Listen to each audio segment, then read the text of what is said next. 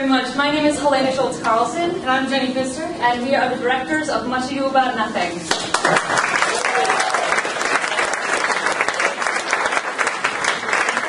Thank you all so much for coming. Some basic things you gotta get out of the way beforehand.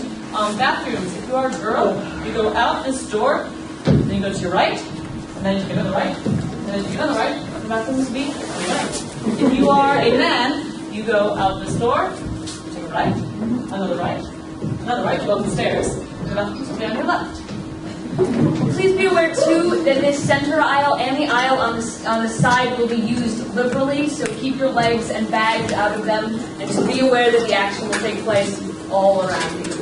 Emergency exits are at the front and rear of the theater. Please be aware the nearest exit may be behind you. And no, please have all cell phones, pagers, walkie-talkies, any of the other electronic in your pocket, and no photography of any kind.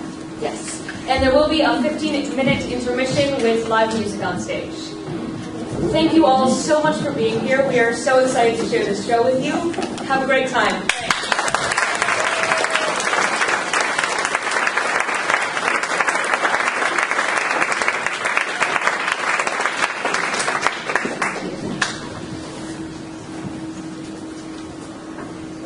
I learned in this letter that Don Pedro of Aragon comes this night to Messina.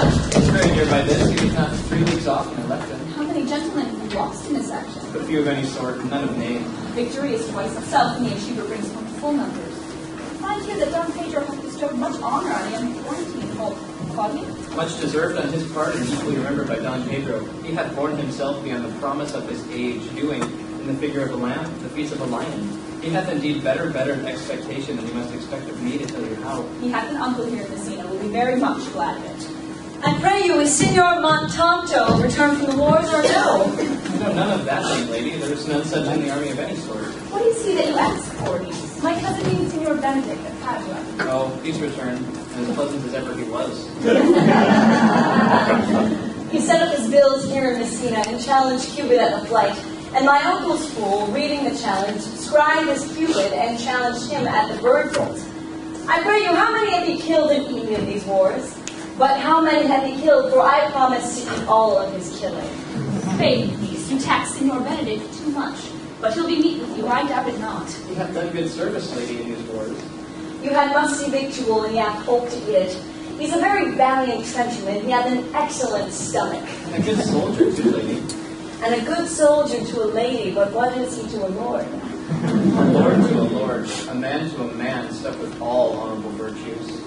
Indeed it is so. He is no less than a stuffed man, but for the stuffing, well, we are all mortal. Must not so mistake my niece. There's a kind of merry war between Signor Benedick and her. They never meet, but there's a skirmish of wit between them. Alas, he gets nothing by that. In our last conflict, 4 of his 5 wits went halting off, and now the whole man is governed with 1. So that if you have enough wit to keep himself warm, let him bear it for a difference between himself and his horse, versus all the wealth he hath left to be known a reasonable creature. I pray you, who is his companion now? He hath every month a new sworn brother. Is it possible? Very easily possible. He wears his faith, but as the fashion of his hat, it ever changes for the next block. See, lady, the gentleman is not in your books. No, and he were, I would burn my study. But I pray you, who is his companion now? Is there no young squarer that will make a voyage with him to the devil? He is most in the company of the right noble Claudio. Lord, he will hang upon him like a disease. He is sooner caught than the pestilence, and the taker runs presently mad. God help the noble Claudio. If he had caught the Benedick, it will cost him £1,000 ere he could kill him. Well, what friends will do, lady? Do, good friend. You will never run mad, niece. No, not till a hot January. Don Pedro's approach. Good Signor Leonato, you are come to meet your trouble. The fashion of the world is to avoid cost, and you encounter it. Never came trouble to my house in the likeness of your grace, for trouble being gone, comfort should remain. But when you depart from me, sorrow abides, and happiness takes its leave. You accept your charges willingly. I think this is your daughter. Her mother had many times told me so. Were you in doubt, sir, that you asked her? Signor Benedick, no, for then were you a child. You have it full, Benedick. We may guess by this what you are, being a man. Truly the lady fathers herself. Be happy, lady, for you are like an honorable father. Is Signor Leonato your father? She would not have his head on her shoulders for Almacina, as legum as she is. I wonder that you'll still be talking, Signor Benedick. Nobody marks you. But my dear Lady Disdain, are you yet living? Is it possible Disdain should die when she had such meat food to feed it as Signor Benedick? Courtesy itself must convert to Disdain if you come into her presence. Then is courtesy a turncoat? But it is certain I am loved of all ladies, only you accept it. And I would I could find in my heart that I had not a heart, for truly I love none. A dear happiness to women. They would have else been troubled with a pernicious suitor. I thank God, in my cold blood, I am of your humor for that.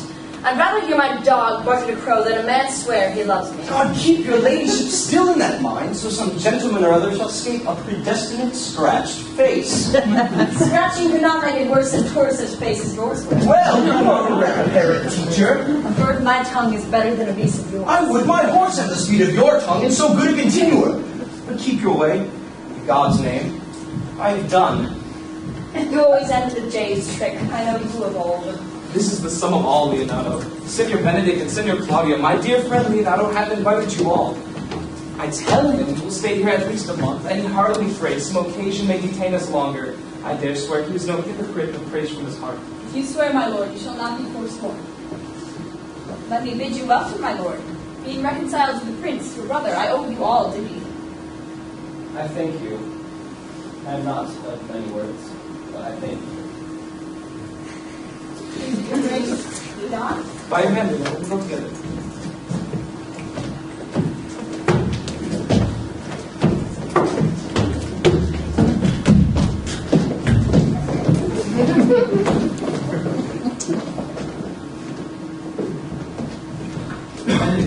Didst thou know the daughter of Signor Leonato?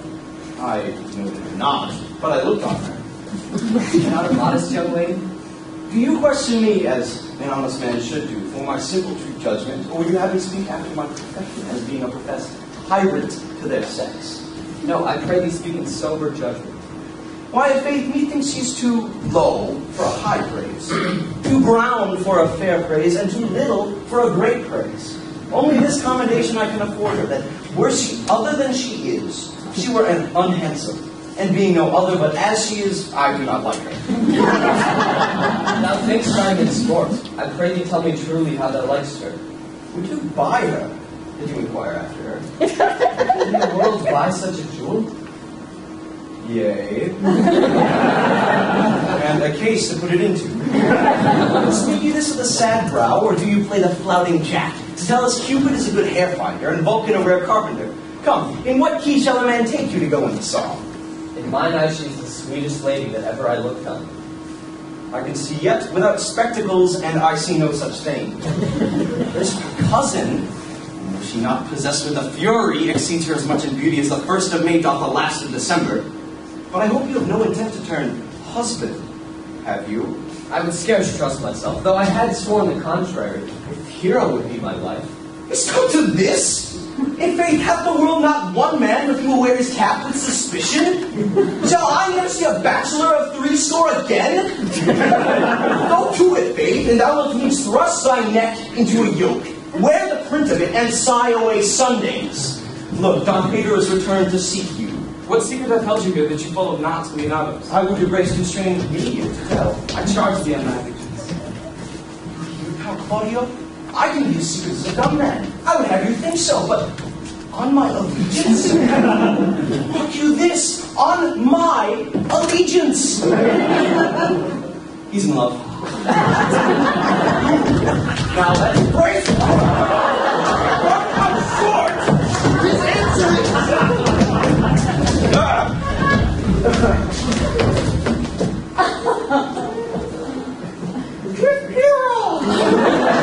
Short, done.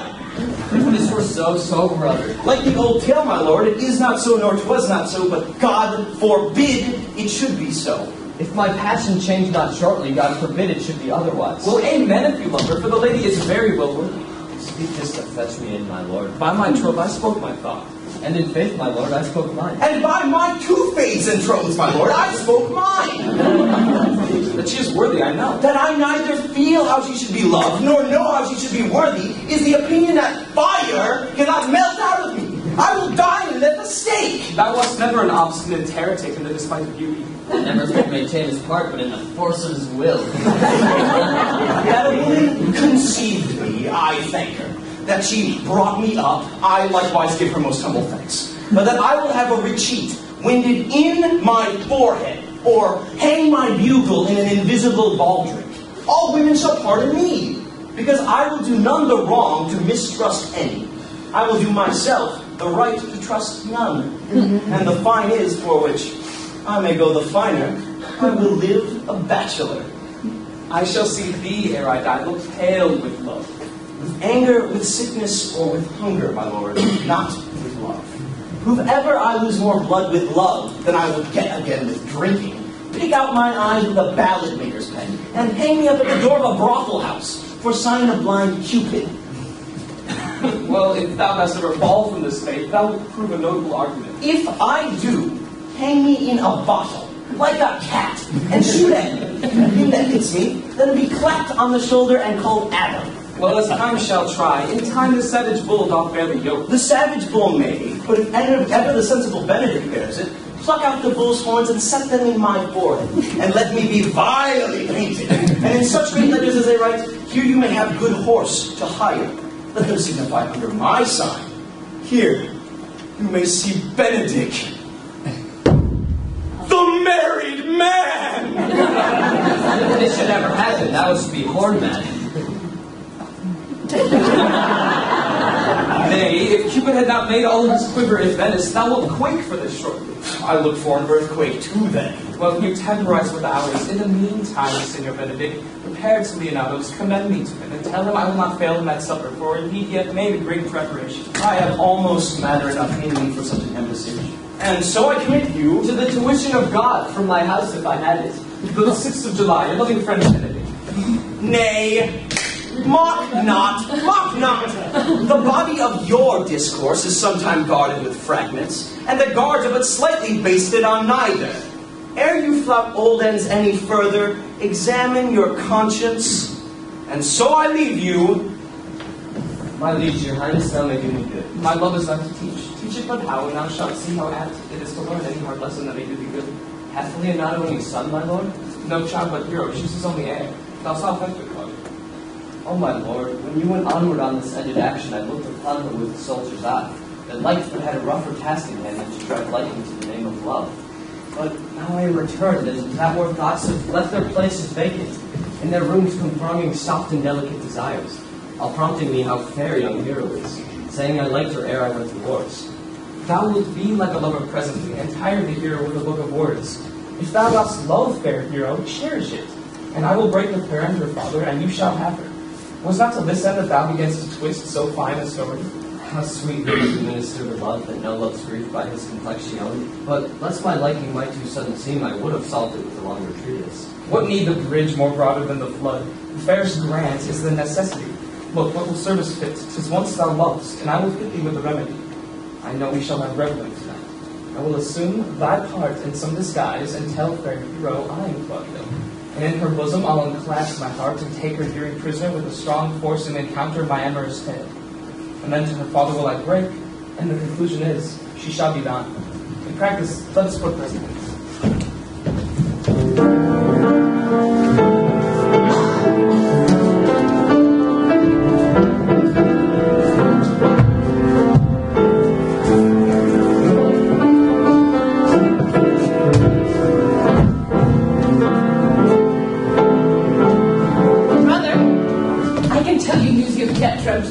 Are they good? As the event stands them, but they have a good cover. They show well outward. The Prince and Count Claudio, walking in a thick peach alley in my poetry, thus much overheard by a man of mine. The Prince discovered to Count Claudio that he loved my niece, your daughter, and meant to acknowledge it this night in a dance. And if he found her courted, he meant to take her time presently by the top and instantly break into love it. Had the fellow any wit who told you this? Oh, well, good sharp fellow. I will send for him and question him yourself. No. We will hold it as a dream to let it appear itself. I will acquaint my daughter with all, so that she may be better prepared for an answer, peradventure this be true. Go you and tell her of it. Have a care of this busy time. What's the good? thus out of measure sad. There is no measure in the occasion that breeds. Therefore the sadness is without limit. You should hear reason. And when I have heard it, what blessing brings it? If not a present remedy, at least a patient sufferance. I wonder that thou, being as thou sayest thou art born under Saturn, goest about to apply a moral medicine to a mortifying mischief. I cannot hide what I am. I must be sad when I have cause and smile at no man's jests. Eat when I have stomach and wait on no man's leisure. Sleep when I am drowsy and tend on no man's business. Laugh when I am merry and claw no man in his humor. Yea, but you must not make the full show of this till you may do it without concealment. You have of late stood out against your brother, and he hath taken you newly into his grace, where it is impossible you should take true root by the fair weather that you make yourself. It is needful that you frame the season for your own harvest. I had rather be a canker in a hedge than a rose in his grace. And it better fits my blood to be disdained of all than to fashion a carriage to rob love from any. In this, though I cannot be said to be a flattering, honest man, it must not be denied, but I am a plain-dealing villain. Therefore, I have decreed not to sing in my cage. If I had my mouth, I would bite. If I had my liberty, I would do my liking. In the meantime, let me be that I am, and seek not to alter me. Can you make no use of your discontent? I make all use of it, for I use it only. Who comes here? What news, Borachio? I come yonder from a great supper. The prince, your brother, is royally detained by Leonato, and I'm giving you intelligence of an intended marriage. Will it serve for any model to build mischief on? What is he for a fool that betroths himself to unquietness? Mary, it is your brother's right hand. Who, the most exquisite Claudio? Even he? A proper squire. And who, which way lives he? Mary, I'm Hero, the daughter and heir of Leonato. A very forward march to. How came you to this? Being entertained for a perfumer as I was smoking the musty road, comes me the Prince and Claudio, hand in hand in sad conference. I put two behind the heiress, and they are heard agreed upon the Prince should be hero for himself, and having obtained her, give her to Count Claudio. Come, let us thither. This very fruit food to my pleasure. That young upstart has all the glory of my overthrow. If I can cross him any way, I bless myself every way. You are both sure and will assist me. Let us to the great supper. Their cheers are greater than I am subdued. The cook rubbed my mind. Should no prudence be done? We'll wait upon your lordship. Oh, stop Count John here at supper. I saw him not. How tartly that gentleman looks. Never can see him, but I am heartburned an hour after. Melancholy disposition. You were an excellent man that were made just in the midway between him and Benedick. The one is too like an image and says nothing, and the other too like my lady's eldest son, evermore tattling. And then half of Signor Benedick's tongue in Count John's mouth, and half of Count John's melancholy on Signor Benedick's face. With a good leg and a good foot, uncle, and money enough in his purse, such a man would win any woman in the world, if he could get her goodwill. By my troth, niece, thou wilt never get thee a husband if thou be so shrewd of thy tongue. In faith, she is too cursed. Too cursed is more than cursed. I shall lessen God's sending, for it is said, God sends a cursed cow short horns, but to a cow too cursed he sends none. So, by being too cursed, God will send you no horns. Just if he send me no husband, for the which blessing I am at him upon my knees every morning and evening. Lord, I cannot endure a husband with a beard on his face. I'd rather lie in a woolen. You may light on a husband that hath no beard. What should I do with him? Dress him in my apparel and make him my waiting gentlewoman? He that hath a beard is more than a youth, and he that hath no beard is less than a man. And he that is more than a youth is not for me, and he that is less than a man, I am not for him. Therefore, I will even take the sixpence in earnest of the bear board and leave his apes into hell. Well then, go you into hell? No. But to the gate, where the devil will meet me like an old cuckold with horns on his head and say, "Get you to heaven, Beatrice, get you to heaven, here's no place for you maids." And deliver I up my apes, and away to St. Peter's for the heavens. He shows me where the bachelors sit, and there we live as merry as the day is long. Well, at least I trust you will be ruled by your father. Yes, faith, it is my husband's duty to make courtesy and say, "Father," as it please you. For all that, cousin, let him be a handsome fellow, or else make another curtsy and say, Father, as it please me. Niece, I hope to see you one day fitted with a husband. Not till God made men of some other metal than earth. Would not grieve a woman to be overmastered by a piece of valiant dust, to make an account of her life to a clod of wayward marble, no uncle on none. Adam's sons are my brethren, and truly I hold a distinct naturally my kindred. Daughter, remember what I told you of. If the prince do solicit you in that kind, you know your answer. The fault will be in the music if you be not moving good time. If the prince be too important, tell him there is measure in everything, and so dance out the answer. For hear me, hero. Wooing, wedding, and repenting are as a Scotch shade, a measure, and a sink pace. The first suit is hot and hasty, like a Scotch shade, full as fantastical.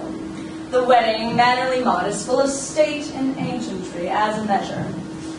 And then comes repentance, and with his bad legs falls faster and faster into the same pace, till he sink into his grave.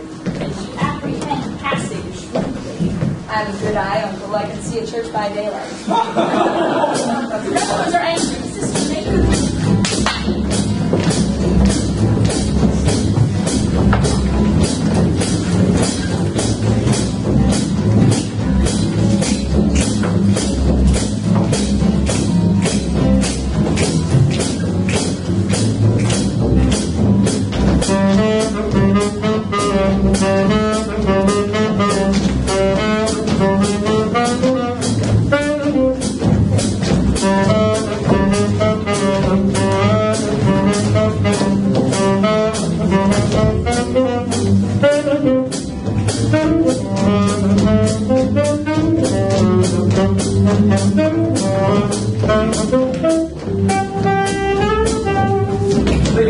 They walk softly and discreetly and say nothing unpleasant to us, and especially when I walk less. I may say so when I please. What please you to say so? When I like your favor, for God send the Duke to be like his case. My visor is still locked, but the house is no. When did your visor should be stopped? Oh, you speak love. Well, I would you did like it. So would not I, for your own sake, for I have many ill qualities. Which is one? I say that praise aloud. I love you. Better, the hearers may cry, amen. Come, man, Mr. Good Dancer. Amen. God, keep him out of my sight when the dance is done. Answer it, Kirk. No more words, the clerk is answered. Will you not tell me who told you so? No, you shall pardon me. Nor will you tell me who you are. Not now. That I was disdainful, that I had all my good wit out of the 100 merry tales. Well, this was Signor Benedick that said so. What's he? I'm sure you know him. Not I, believe me. Did he never make you laugh? I pray you, what is he? Why, he's the prince's jester, a very dull fool. Only his gift is in devising impossible slanders, and none but libertines like him. And the commendation is not in his wit, but in his villainy, for both pleases men and angers them. And then they laugh at him and beat him. I'm sure he's in the feet. I would have aborted me. When I know the gentleman, I'll tell him what you say. Do. He'll but break a comparison or two upon me, which, peradventure, not marked or not laughed at, strikes him into a melancholy, and then there's a part between Satan and who will eat no supper that night. You must follow the leaders. In every good thing. Nay, leads me ill, I shall leave them at the next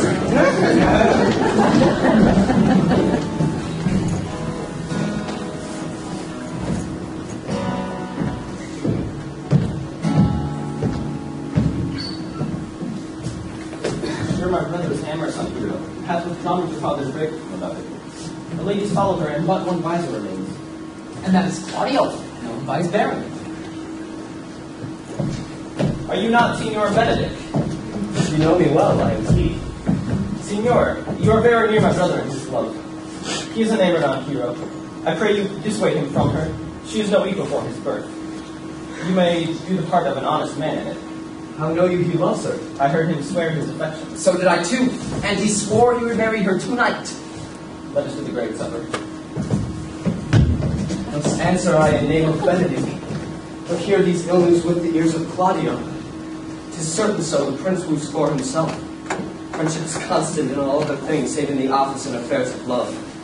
Therefore, all hearts in love use their own tongues. Let every eye negotiate for itself, and trust no agent, for beauty is a witch, against whose charms faith melteth into blood.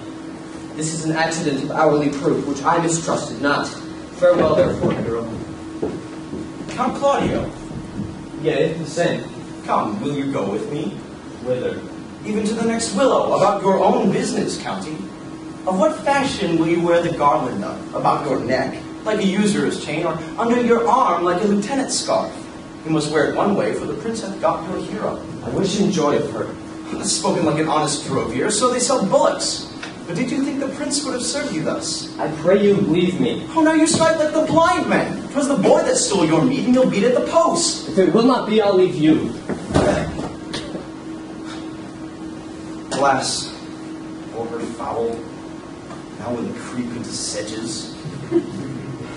But that my lady Beatrice should know me, and not know me.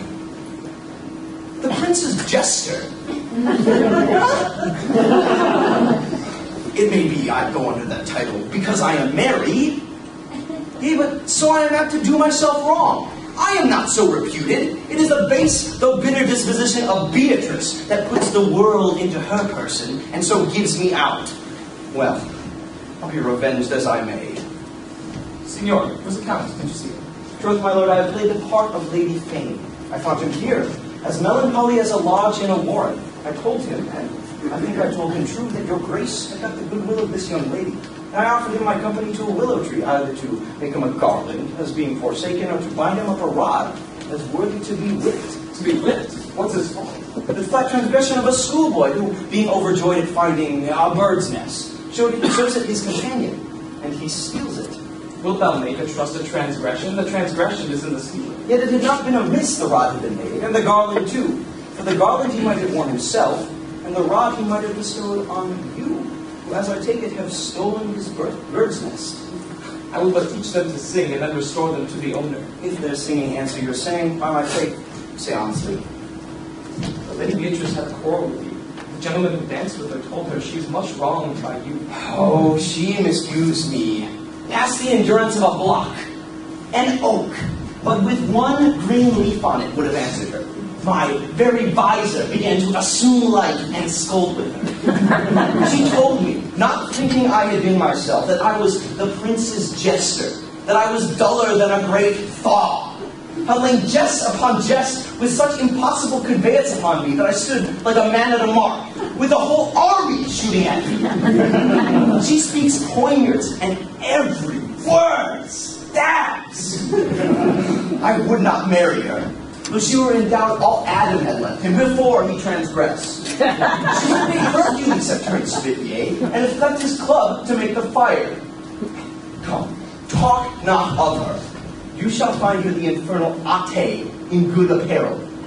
I would to God some scholar would conjure her, for certainly while she is here, a man may live as quiet in hell as in a sanctuary. And people sin upon purpose that they would go thither. So, indeed, all horror, disquiet, and perturbation follows her. Look, here she comes. Do you guys demand me any service to the world's end? I will go on the slightest errand now to the antipodes that you can devise to send me on. I will fetch you a toothpicker from the furthest inch of Asia. Bring you the length of Prester John's foot. Fetch you a hair off the great Cham's beard. Do you any embassage to the pygmies rather than 3 words conference with this harpy? You have no employment for me? None but to desire your good company. Oh, God, sir! Here's a dish I love not. I cannot endure my lady tongue. Come, lady, you've lost the heart of Second Benedick. Indeed, my lord, he lent it to me a while, and I gave him use of it. Double heart for his single one. Marry once before he won it of me with false dice. Therefore your grace may well say I have lost it. Put him down, you put him down. So it would not he should do me, my lord, lest I prove the mother of fools. I have thought you Count Claudio, whom you sent me to seek. Why not? Wherefore are you sad? Not sad, my lord. How then? Sick? Neither, my lord. The Count is neither sad, nor sick, nor merry, nor well, but civil Count, civil as an orange, and something of that jealousy complexion. I think your blazing to be true, though I'll be sworn, if he be so, his conceit is false. Here, Claudio, I wooed in thy name, and fair hero is won. I broke with her and her father, and his goodwill obtained. Name the day of marriage, and God give thee joy. Count, take with thee my daughter, and with her my portions. His grace hath made the match, and all grace say amen to it. Speak, Count, 'tis your cue. Silence is but the perfectest herald of joy. I were but little happy if I could say how much. Lady, as you are mine, I am yours. I give away myself for you, and dote upon the exchange. Speak, cousin, or if you cannot, stop his mouth with a kiss and let him not speak neither.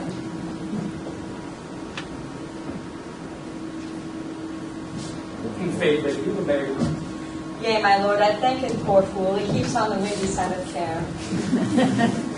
My cousin tells him in his ear that she is in her heart. Is in her heart.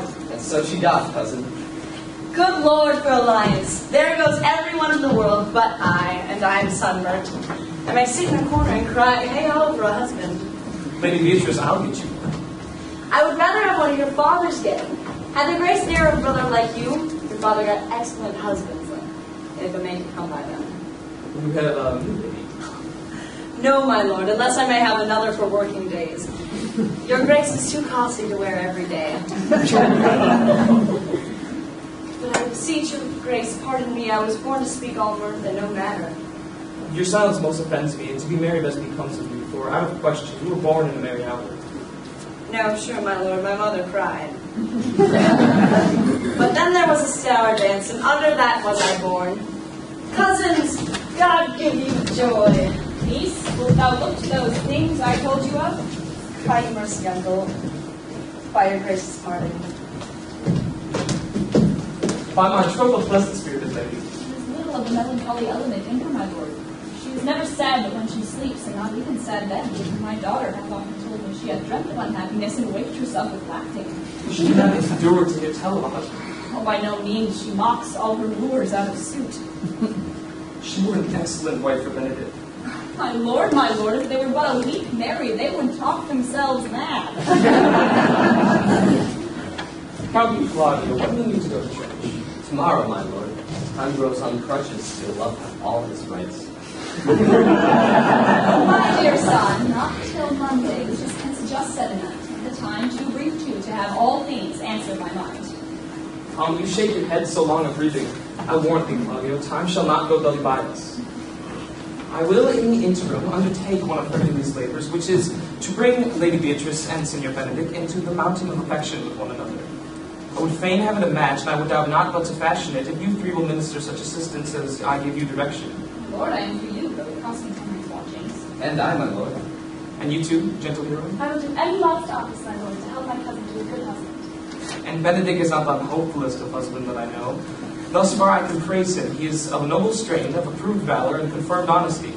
I will teach you but to humor your cousin, so that she will fall in love with Benedick. And with her two helps, I will so but practice on Benedick, so that in despite of his quick wit and his queasy stomach, he shall fall in love with the Lady Beatrice.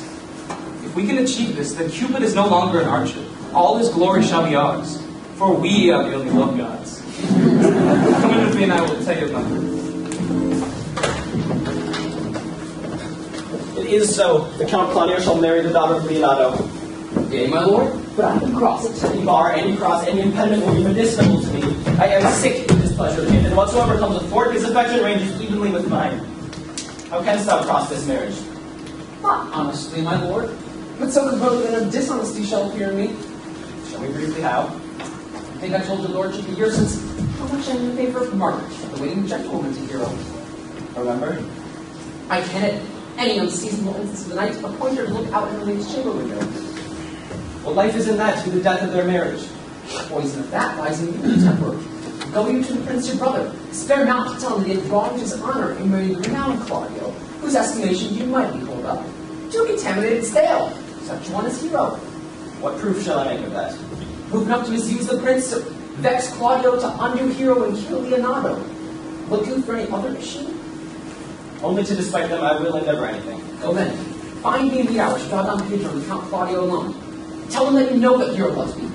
Intend a kind of zeal both the prince and Claudio as a love for brother's honor who hath made this match, and his friend's reputation, who is thus like to be cousin with the semblance of a maid, that you have discovered us.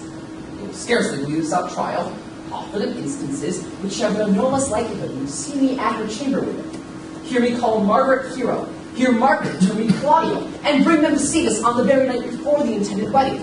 For in the meantime, I will so fashion the matter that hero shall be absent, and there shall appear such seeming truth of hero disloyalty, that jealousy shall be called assurance, and all the preparation overthrown. Furthest what adverse issue can I put in practice. Be cunning in working this, and thy fee is 1,000 ducats. Constant in the accusation, and my cunning shall not shame me. I will presently go learn her day of marriage.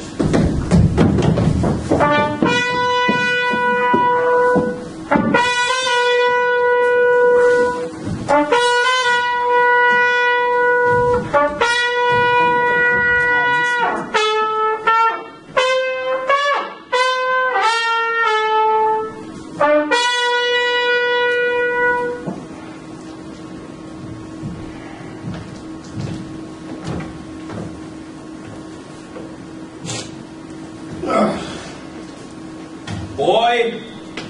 Signor? In my chamber window lies a book. Bring it hither to me in the orchard. I'm here already, sir. I know that. I would have thee hence and here again.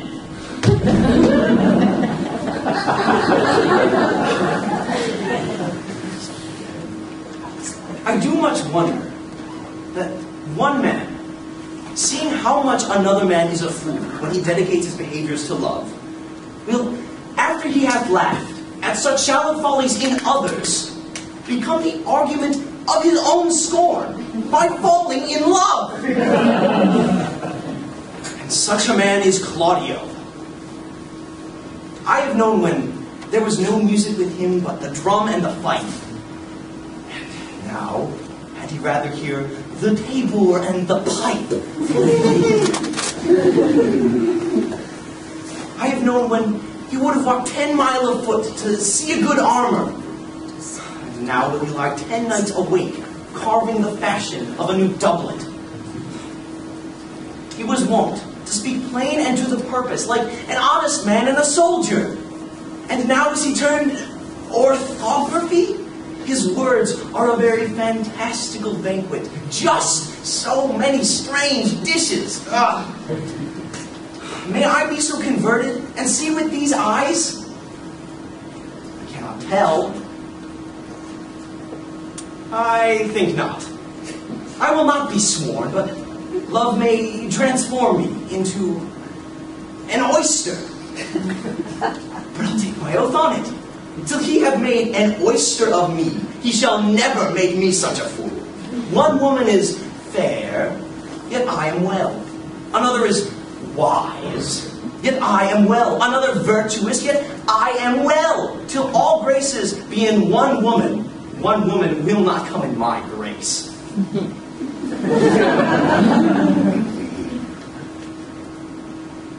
Rich she shall be. That's certain. Wise, or I'll none. Virtuous, or I'll never cheapen her. Fair, or I'll never look on her. Mild, or come not near me. Noble, or not I for an angel. Of good discourse, an excellent musician, and her hair shall be black. Of what color it please God.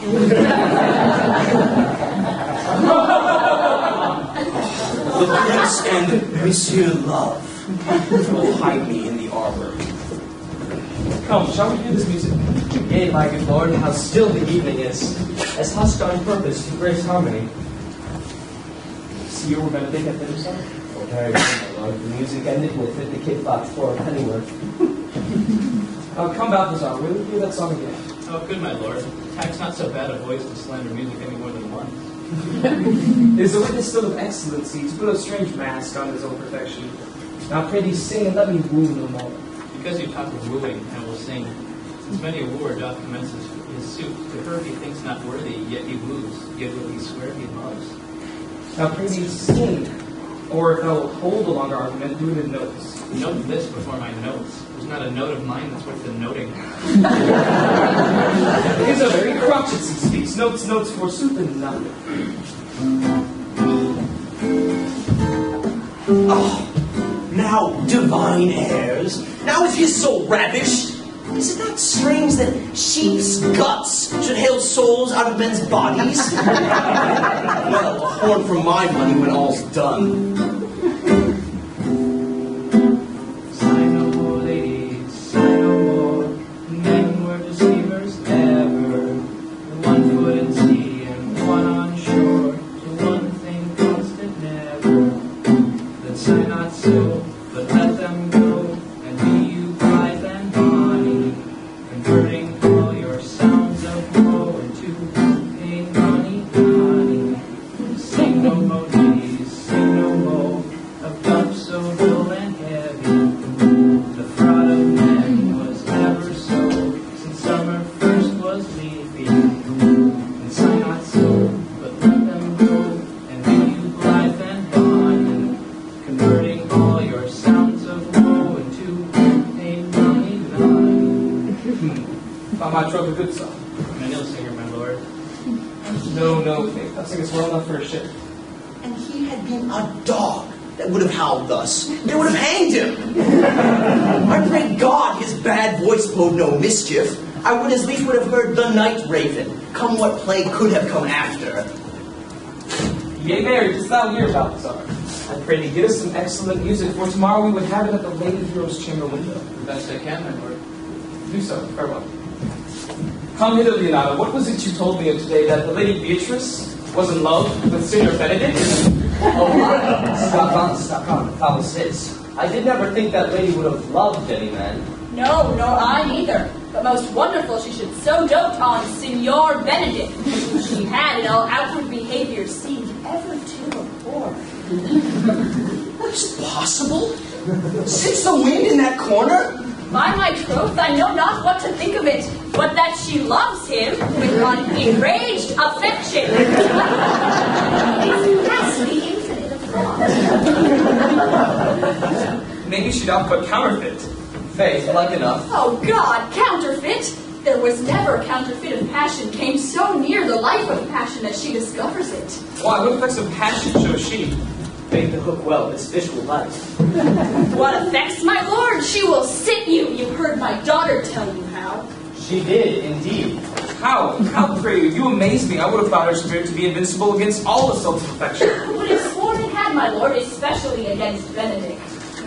I should think this is a gull, but that Leonato speaks it. Knavery cannot surely hide himself in such reverence. He hath pain the affection, hold it up. Has she made her affection known to Benedick? No, and swears she never will. That's her torment. Tis true indeed. So your daughter says, shall I, says she, that hath so often countered him with scorn, write to him that I love him? This says she now, as she's beginning to write to him. For she'll be up 20 times a night, and there will she sit in her smock till she hath writ a sheet of paper. My daughter tells us how. Now that you talk of a sheet of paper, I remember a pretty jest your daughter told us of. But when she had written, was reading it over, she found Benedick and Beatrice between the sheets. That! Oh, she tore the letter into 1,000 halfpence, railed at herself that she should be so immodest to write to one she knew would flout her. For I measured him, says she, by my own spirit, for I would flout him if he writ to me. Yea, though I love him, I should. Then down upon her knees she falls, weeps, sobs, beats her heart, tears her hair, prays, curses. Oh, sweet Benedick, God give me patience. She doth indeed. My daughter says so. And the ecstasy hath so much overborne her that my daughter is sometime afeard she will do desperate outrage to herself. It is very true. Good that Benedick knew of this by some other, if she would not discover it. To what end? He would make but a sport of it, and torment the poor lady worse. And he should. It were an alms to hang him. She's an excellent, sweet lady, and despite all suspicion, she's virtuous. And she is exceeding wise. In everything but in loving Benedick. Oh, my lord, wisdom and blood combating in so tender a body. We have 10 proofs to 1 that blood hath the victory. I am very sorry for her, and I have just cause, being her uncle and her guardian. I would she had bestowed this dotage on me. I would have dapped out all other respects and made her half myself. I pray thee tell Benedick of it, and hear what I will say. Were it good, think you? The hero thinks surely she will die, for she says she will die if he love her not, and she will die ere she make her love known, and she will die if he woo her, rather than she will bate one breath of her accustomed crossness. She doth well. If she should make tender of her love, 'tis very possible he'll scorn it, for the man, as you know all, hath a very contemptible spirit. He is a very proper man. He hath indeed a good outward happiness. Before God and in my mind, valiant. He doth show some parts that are like wit. And I take him to be wise. As Hector, I assure you, in the managing of quarrels, you may say he is wise, for he either avoids them with great discretion, or undertakes them with the most Christian of fear. If you do fear God, you must necessarily keep peace. If you break the peace, let him enter into a quarrel with fear and trembling. And so will he do, for the man doth fear God, howsoever it seems, that in it by some large jest he will make. I am so sorry for your niece. I pray thee, shall we seek Benedick and tell him of the love? Never tell him, my lord. Let her wear it out with good counsel. That's impossible. She may wear her heart out first. You will hear further of it by your daughter. I love Benedick well, let it cool a while, and I would just wish he would most modestly examine himself to see how he is unworthy so good a lady. My lord, will you walk? Dinner is ready. If you do not know upon this, I will never trust my expectation. Let there be the same net spread for her that your daughter and her gentlewoman carry. The sport would be when they hold one an opinion of another's dotage, and no such matter. That's the scene I would see, which will be merely a dumb show. Let us send her to call him to dinner.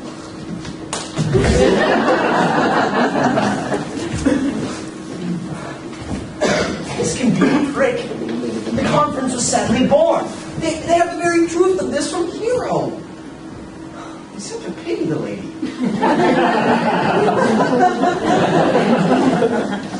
Seems her affections have their full bent. Love me. Why? It must be requited. I hear how I'm censored. They say I should hold myself proudly if I receive the love come from her. They say, too, she would rather die than show any sign of affection. I should never think to marry. I must not seem proud. Happy are they, hear their detractions, and can put them to mending. The lady is fair. 'Tis so. I cannot reprove it. And virtuous. Is it truth? I can bear them witness. And wise, but for loving me. By my faith, it is no addition to her wit, nor great argument of her folly. For I will be horribly in love with her. I may chance have some odd quirks and remnants of wit broken on me, because I have railed for so long against marriage, but doth not the appetite alter? A man loves the meat in his youth that he cannot endure in his age. Shall quips and sentences and these paper bullets of the brain awe a man from the career of his humor? No! The world must be people. I said I would die a bachelor. I did never think to live till I were married. Here comes Beatrice. By this day, she's a fair lady. I do spy some marks of love in her.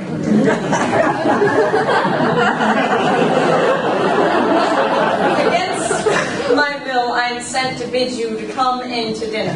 Lady Beatrice, I thank you for your pains. I took no more pains for those thanks than you took pains to thank me. If it had been painful, I would not have come. Take pleasure, then, in the message?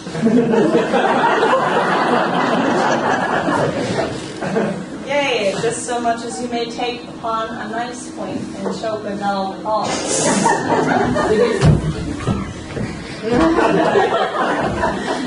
You have no stomach, senor.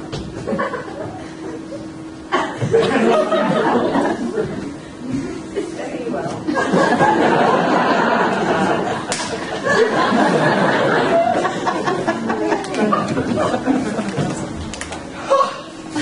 Against my will, I am sent bid you come in to dinner. There's a double meaning in that! I took no more pains for those thanks than you took pains to thank me. Why, that's to say, any pains I take for you is as good as thanks. I do not pity her. I'm a villain. I do not love her. I'm a fool. I will go get a picture. Good Margaret, run me into the parlor. There shalt thou find my cousin Beatrice proposing with the Prince and Claudio. Whisper her ear and tell her I and Ursula walk in the orchard, and our whole discourse is all of her. Say that thou overheardst us, and bid her steal into the future bower to listen our purpose. This is thy office. Bear thee well in it, and leave us alone. I'll make her come. I warn you, Cousin Luke. Now, Ursula, when Beatrice doth come, as we do trace this alley up and down, our talk must only be of Benedick. When I do name him, let it be thy part to praise him more than ever man did merit. My talk to thee must be how Benedick is sick in love with Beatrice. Of this matter is little Cupid's crafty arrow made, that only wounds our heart.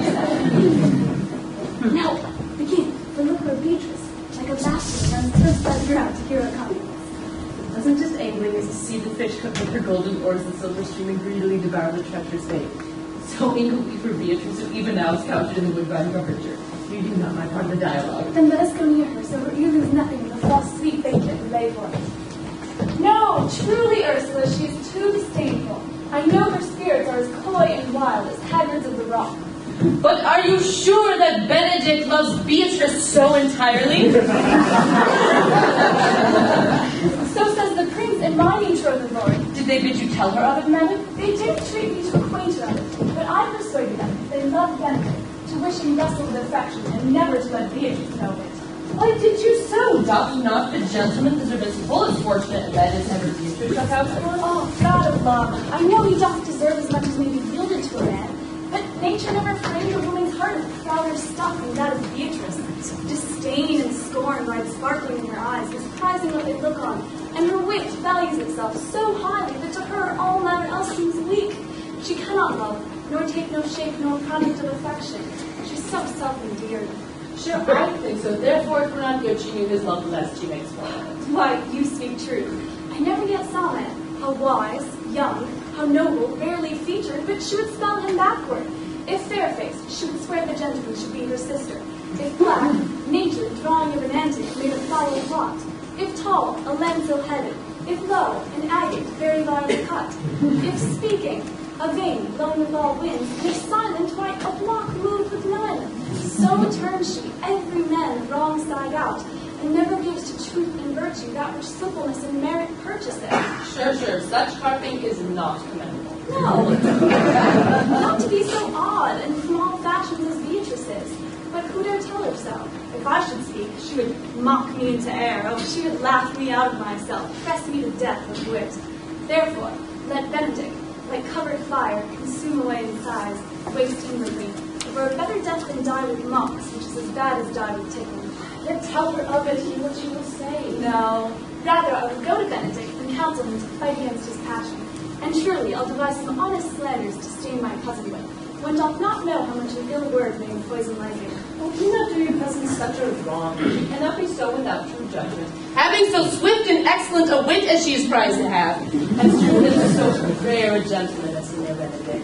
He is the only man of Italy, always accepted my dear Claudio. I pray you be not angry with me now in speaking of my fancy.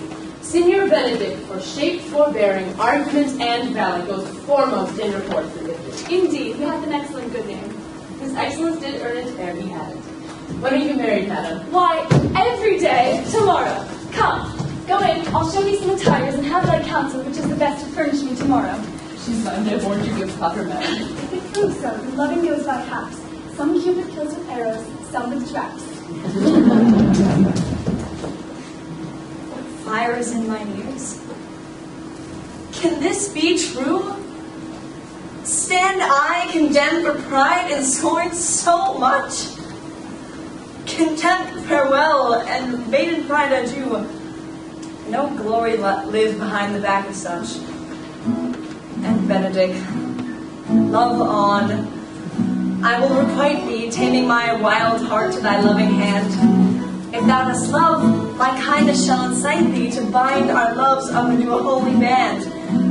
For others say thou dost deserve, and I believe it better than accordingly.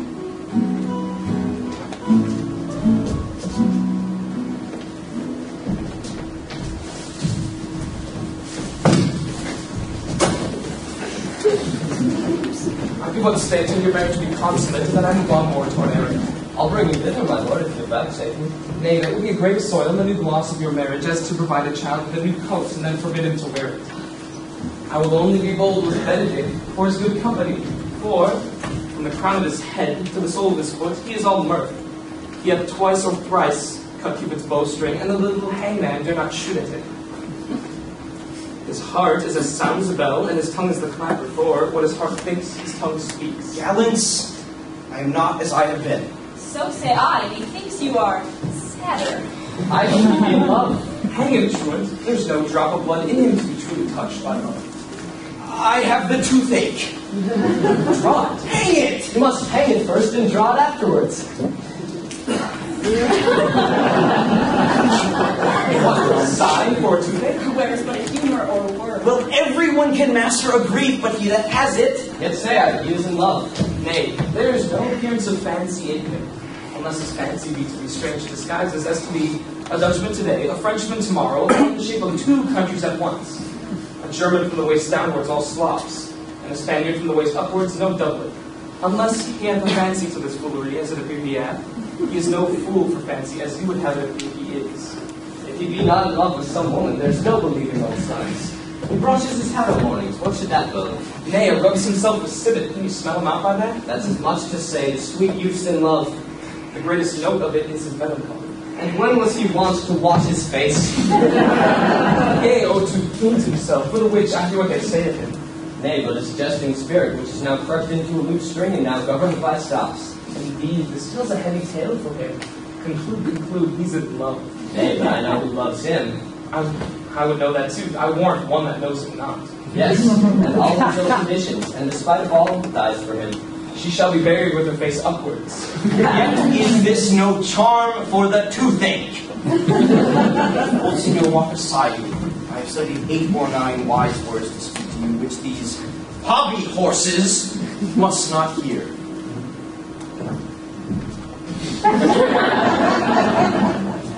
For the life of me to break with him about Beatrice. 'Tis even so. Here and Margaret have by this play their parts with Beatrice, and then the two bears will not fight one another when they meet. My lord and brother, God save you. Good dead, brother. If your leisure served, I would speak with you. Private. If it please you, yet the Count Claudio may hear, for what I would speak of concerns him.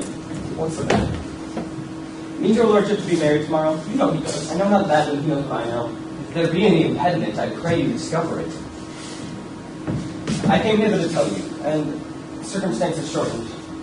She has been too long in talking of. The lady is disloyal. Who? Hero? She, Leonato's hero, your hero, every man's hero. Disloyal? Think you are worse. Think you of a worse tale, and I will fit her to it. Want her not to further warn. Come but with me tonight. You shall see her chamber window entered, even the night before her wedding day. If you still love her, then tomorrow wed her. But it would better fit your honor to change your mind. May this be so? I won't think it. If you dare not trust that you see, confess not that you know. If you will follow me, I will show you enough. And you have heard more and seen more, proceed accordingly. If I see anything tonight why I should not marry her tomorrow in the congregation where I should wed, there I will shame her. And as I wound for thee to obtain her, I will go with thee to disgrace her. I will disparage her no further till you are my witnesses. Bear it coldly, but till midnight, and let the issue show itself. O day out toward return. O mischief strangely thwarting. O plague right well prevented. So will you say when you have seen the sequel.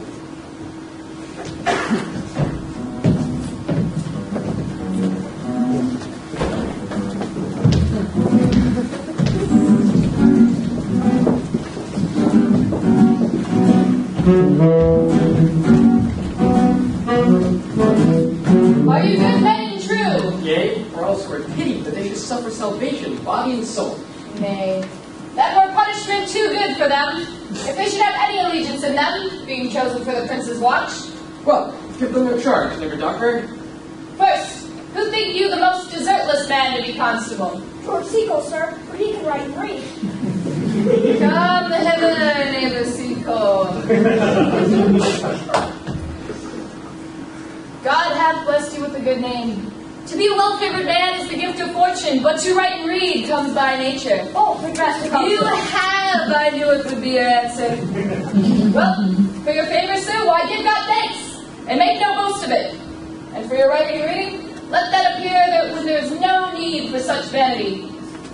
You are thought here to be the most senseless and fit man for the constable to watch, therefore, you bear the lantern. This is your charge. You shall comprehend all valuable men. You are to bid any man stand in the prince's name. How we will not stand? Why then, take no note of him, but let him go, and presently call the rest of the watch together and thank God you are rid of a knave. He is bidden, he is none of the prince's subjects. True. And they are to meddle with none but the prince's subjects. You are also to make no noise in the streets, for the watch to babble and to talk is most tolerable and not to be endured. We will rather speak than talk. We know it belongs to a watch. Why, you speak like an ancient and most quiet watchman. For I do not see how sleeping should offend. Only have a care that your bills be not stolen. Well, you are to call at all alehouses and bid those that are drunk get them to bed. How they will not? Why then, let them alone till they are sober. If you do not then the better answer, you may say they are not the men you took them for. Sir. If you meet a thief, you may suspect him, by virtue of your office, to be no true man. And for such kind of men, the less you meddle or make with them, why, the more is for your honesty. You know him to be a thief. Shall we not lay hands on him? Truly, by your office you may. But I think those that touch pitch will be defiled. The most peaceable way for you, if you do take a thief, is to let him show himself what he is and steal out of your company. Truly, I would not hang a dog by my will, much more man who hath any honesty in him. If you hear a child cry tonight, you must call for the nurse and bid her still it. How if the nurse be asleep and would not hear us? Why then, depart in peace, and let the child wake her with her crying. For the ewe that will not hear lamb when it bays, will never answer calf when he bleats. It is very true. This is the end of the charge. You, constable, are to present the prince's own person. If you meet the prince in the night, you may stay him. Nay, by our lady, that I think he cannot. 5 shillings to 1 on't. With any man that knows the statutes, he may stay him. Marry not without the prince be willing. For the watch ought to offend no man, and it is an offence to stay a man against his will. By our lady, I think it be so. Well, masters,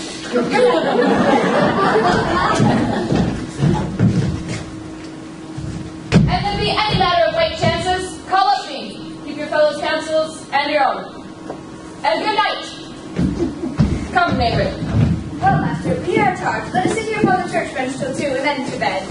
One word more, honest neighbors.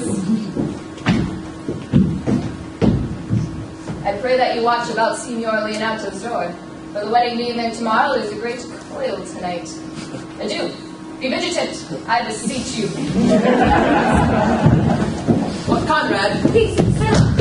Conrade, I say. Here, man. I'm at thy elbow. Master, of which I thought there would be a scab follow. I will owe thee an answer for that. And now forward with thy tale. Stand thee close then, under this penthouse. Before it drizzles rain, and I will like a true drunkard utter all to thee. Some treason, master. Yet stand close. Therefore know I have earned Don John 1,000 ducats. Is it possible that any villainy should be so dear? Thou shouldst rather ask if any villain should be so rich. For rich villains have made the poor ones to make what price they will. I wonder at it. It shows thou art unconfirmed. Thou knowest the fashion of a doublet or a hat or a cloak is nothing to a man. Yes, it is apparel. I mean fashion. Yes, the fashion is the fashion. Tush, I may as well say the fool's the fool. But seest thou not, I say, what a deformed thief this fashion is? Another deformed. He's been a wild thief for 7 years. He goes up and down like a gentleman. I remember his name. Didst thou not hear somebody? No? It's the vein on the house. Seest thou not, I say, what a deformed thief this fashion is? How giddily it turns all the hot bloods between 14 and 5:30. Sometimes fashioning them like Pharaoh's soldiers in Ricci painting. Sometimes like God Bell's priests in the old church window. Sometimes like the shaven Hercules in a smirched mermaid tapestry. Where his codpiece seems as massy as his club. All this I see. And and I see that the fashion wears out more apparel than men. But art not thou thyself giddy with the fashion too, that thou hast shifted out of thy tale into telling me of the fashion? Not so neither. But know that I am tonight Lord Margaret, the waiting gentleman to Hero. By the name of Hero, she leads me out of Mistress's chamber window, bids me 1,000 times good night. I tell this tale vilely. I should first tell thee of the Prince Claudio and my master, planted in place and possessed by Master Don John, saw afar off in the orchard this amiable encounter. And thought they Margaret was Hero? 2 of them did, but the devil my master knew she was Margaret, and partly by his oaths which first possessed them, partly by the dark night which deceived them, but chiefly by my villainy, which can confirm any slander Don John had made. Away with Claudio, enraged, swore he would meet her as is appointed, next morning at the temple, and there, before the whole congregation, shame her for what he saw or night, and send her home again without a husband. We charge you in the prince's name. Say, call the Right Master Constable. We have recovered the most dangerous piece of luxury that was ever known in the Commonwealth. And one before him is one of them. I know him. He wears a lock. Masters. He'll be made bring the 4 and 4th. I warrant you. Masters. Never speak. We charge you. Let us obey you to come with us. We are likely to prove goodly commodities, being taken up by these men's bills. Commodities in question, I won't use. Come,